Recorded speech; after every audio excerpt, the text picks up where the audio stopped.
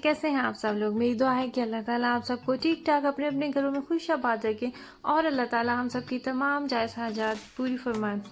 मुझसे मेरी काफ़ी ज़्यादा सिस्टर्स ने ये बात पूछी है कि आपने जो पंजीरी बनाई है आप इसकी रेसिपी हमारे साथ शेयर करें। तो इंशाल्लाह ताला मैं आप लोगों के साथ इसकी रेसिपी ज़रूर शेयर करूँगी। तो आने वाली कुछ वीडियोस में इंतज़ार करें आप। और जाहिर सी बात है, सर्दी की आमद है और सर्दी की सौगात है और मुझे लगता है लेडीज़ को ये अपने लिए ज़रूर बना के रखनी चाहिए। ये एक बड़ा अच्छा और हेल्दी वे है ख़ुद को हेल्दी रखने का। हम वैसे तो नॉर्मल रूटीन में अपनी इतनी टेक केयर और अपनी इतनी हेल्थ का ख्याल नहीं रख रहे होते, लेकिन इस तरीके से क्या होता है कि आप ड्राई फ्रूट्स जो होते हैं वो भी खा लेते हैं और देसी घी भी आप अपनी मर्ज़ी के मुताबिक जितने आप शौकीन हैं तो वो भी आप खा रहे होते हैं। मैंने जो पंजीरी बनाई जो आपने देखी वीडियो के स्टार्ट में, वो उस पंजीरी में मैंने यूज़ किया है ब्राउन शुगर का। गुड़ मेरे पास अवेलेबल नहीं था और मैंने एक एक्सपेरिमेंट किया कि अगर मैं इसको ब्राउन शुगर से बनाती हूँ तो इसका कैसा टेस्ट आता है, क्योंकि जो यहाँ पे लिटिल मार्केट से ब्राउन शुगर मिलती है उसका भी आप यकीन करें कि टेस्ट जो है वो गुड़ से ही मिलता जुलता होता है। तो मैं जल्द ही आप लोगों के साथ इंशाल्लाह इसकी रेसिपी शेयर करूँगी। मैंने आपसे आप में से काफ़ी मेरी सिस्टर्स हैं जिन्होंने मुझसे रेसिपी का पूछा भी, तो आने वाली नेक्स्ट वीडियोस में आप इंतज़ार करें। और यहाँ पे जी मैं आई थी मार्केट में, किक मार्केट में, और इतनी ज़्यादा डिस्काउंट लगी हुई है।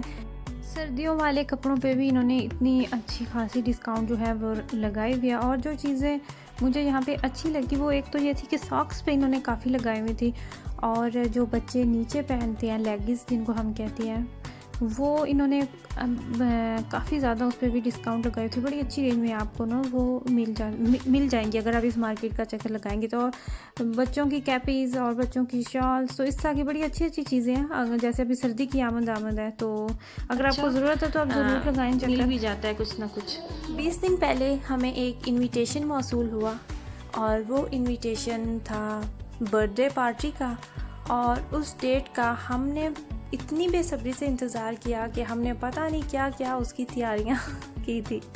जी, अबराज के दोस्त की बर्थडे थी और इसका वो जो दोस्त है जिसको वो कहते हैं लंगोटिया यार क्योंकि जब ये माशाल्लाह से 3.5 साल का था जब इसने अपना प्ले स्कूल स्टार्ट किया था, और वो बच्चा और ये डे 1 से एक साथ हैं, डॉयच है वो, और उसकी बर्थडे थी और वो अपने पापा के साथ उन्होंने लिखे हुए थे कोई इनविटेशन। तो फिर वीकेंड पे जिस दिन मौसम अच्छा था तो वो सारे उसने अपने दोस्तों को दिए और उनमें अबराज भी शामिल था। तो यहाँ पे जी वही तैयारियाँ चल रही हैं। कपड़े जो हैं वो डिसाइड हुए थे कि मैंने ये वाले पहन के जाने हैं, और जो पार्टी का थीम था डिटेक्टिव पार्टी थी, और गिफ्ट जो है वो हमने लिया।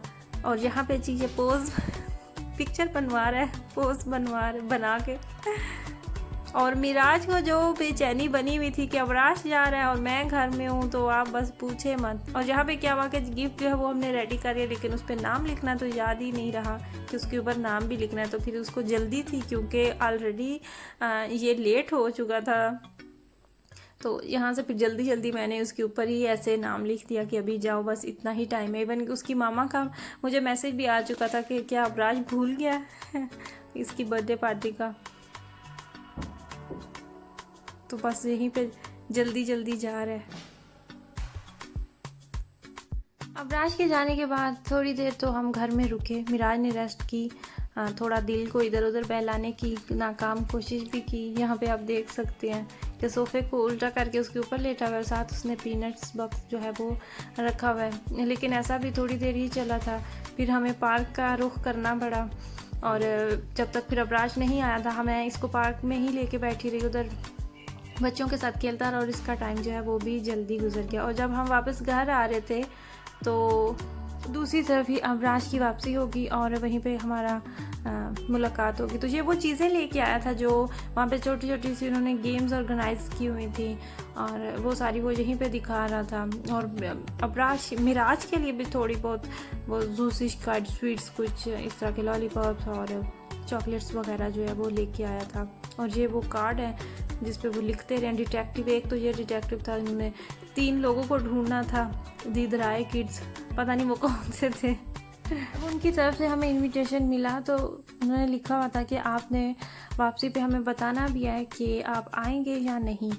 तो फिर एक तो हमने वापसी पे कंफर्म किया कि हम आएंगे, और दूसरा फिर उसकी मामा से मैंने ख़ुद गिफ्ट का पूछा, नहीं उसकी मामा से नहीं, इनफैक्ट उसके बाबा से, क्योंकि इन दोनों की अपॉइंटमेंट थी और वो हमारे घर में आया हुआ था। तो जब उसके बाबा उसको पिक करने आए तो मैंने फिर उनसे पूछ लिया कि आपने गिफ्ट का क्या प्लान है, आप उसके लिए पैसे जमा कर रहे हैं या फिर आपने कोई कहीं पे गुड शाइन कोई कार्ड वगैरह लिया हुआ है या क्या हिसाब है। तो उन्होंने भी कहा कि उन्होंने ऑलरेडी एक मार्केट है और वहाँ पे उन्होंने 10, 12 या 15 आई डोंट नो कितने उन्होंने गिफ्ट्स जो थे वो ऑलरेडी बुक करके रखा हुआ था। अलहदा से एक कार्टन था तो उसके अंदर पड़े हुए थे। तो आपने जब भी गिफ्ट लेना है तो आपने वहाँ पे जाके हमारी फैमिली का नाम बोलना है। उस मार्केट में छोटी सी वो शॉप थी, तो वो आपको बताएंगे कि उनका ये वाला बॉक्स है, तो वहाँ से फिर आपको जो अच्छा लगेगा वो आप ले लीजिएगा। अक्सर औकात ऐसा भी होता है कि गिफ्ट की बजाय ये भी कह देते हैं कि आपने इतने पैसे दे देने हैं, और वो जो पैसे फिर लोग देते हैं वो फिर डायरेक्ट वो अपने बच्चे के अकाउंट में डाल देते हैं। क्योंकि इन गोरों का यही हिसाब है कि ये जब बच्चे इनके छोटे छोटे होते हैं तो उनके ये अकाउंट्स जो हैं वो खुलवा देते हैं, और फिर उसमें उसकी जो उसके गिफ्ट्स होते हैं या पैसे जो माँ बाप की तरफ से मिलते हैं तो ये उस अकाउंट में पैसे जमा करवाते रहते हैं। मेरी दोस्त है, बहुत अच्छी दोस्त है, और उसकी भी शादी भी वो डॉयच है। तो उसने भी क्या किया हुआ है कि उनका बच्चा जो है अब राज से 1 साल उसकी एज का, मैं आप कह लें कि 6 से 7 साल की एज है उसकी, और उन्होंने भी अपने बेटे का अभी से अकाउंट बना दिया हुआ है। अभी से तो खैर नहीं, काफ़ी अर्से से पहले से। तो वो भी मुझे अक्सर कहती है कि इस मंथ मैंने इमिलियो के अकाउंट में इतने पैसे डाल दिए, इसमें इस मंथ इतने डाल दिए, तो अभी मैं उसकी जब वो बड़ा होकर लाइसेंस करेगा तो उसके लिए मैं पैसे जमा कर रही हूँ, तो वो उसके काम आएंगे। तो उसने अगर घर खरीदना हुआ, जब वो 18 साल का हो जाएगा, उसे घर की ज़रूरत होगी। तो मैं तो इनकी बातें सुन सुन के हैरान होती रहती हूँ, क्योंकि हमारा वे ऑफ थिंकिंग और होता है, इन लोगों का और होता है। तो खैर उन्हें किसी ना किसी तरीके से वो अच्छा लगता है, वो कर रहे होते हैं। अच्छा जी, यहाँ पे मैंने बनाया था शाम का खाना, और मैंने शाम के खाने में क्या बनाया था, रायता था, और साथ थे क्या इसको कहते हैं, देखें, लोबिये वाले राइस, किडनी बीन्स वाले राइस बनाए थे मैंने। और आई होप कि आपको मेरी ये वाली वीडियो जो है ये पसंद आई होगी। अगर आपको मेरी वीडियो पसंद आई है तो आपने मेरी वीडियो को लाइक करना, और थैंक यू सो मच आपने मेरी वीडियो को देखा। अल्लाह हाफिज़।